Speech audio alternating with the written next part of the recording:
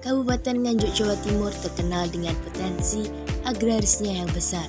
Sektor ini menjadi salah satu penyumbang utama pendapatan daerah dan mata pencaharian masyarakat.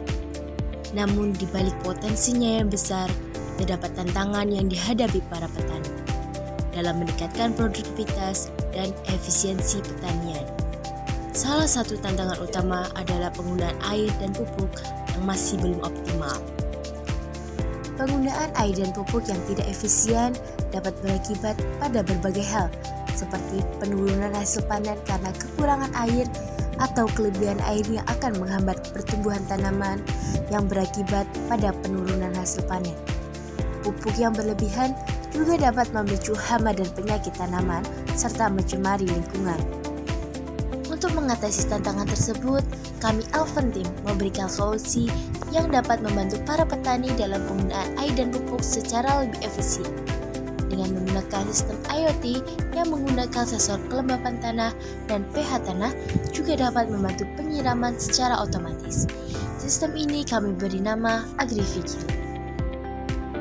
Selanjutnya, untuk cara kerja sistem AgriVigil sendiri, yang pertama, alat sensor kelembapan tanah dan sensor pH tanah ditancapkan di dalam area tanaman yang dipantau.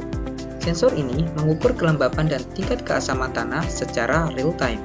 Data yang diperoleh dari sensor kemudian dikirim ke microcontroller yang menentukan tindakan berdasarkan data tersebut.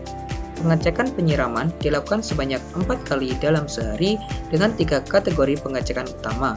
Pertama, pengecekan kelembapan tanah dilakukan oleh sensor kelembapan. Jika tingkat kelembapan tanah berada di bawah standar yang telah ditetapkan, microcontroller akan mengaktifkan sistem penyiraman untuk menambah air ke area tanaman. Kedua, pengecekan pH tanah dilakukan oleh sensor pH tanah.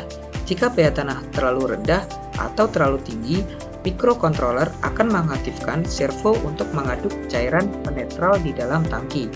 Ketiga, setelah pengadukan, microcontroller akan mengaktifkan aktuator untuk mengatur katup dan menyiram cairan penetral ke tanah, memastikan pH tanah kembali ke tingkat yang optimal. Data hasil pengukuran dari penyiraman sensor kelembapan dan pH tanah akan ditampilkan secara real time pada aplikasi. Berikut adalah desain tampilan pada aplikasi mobile.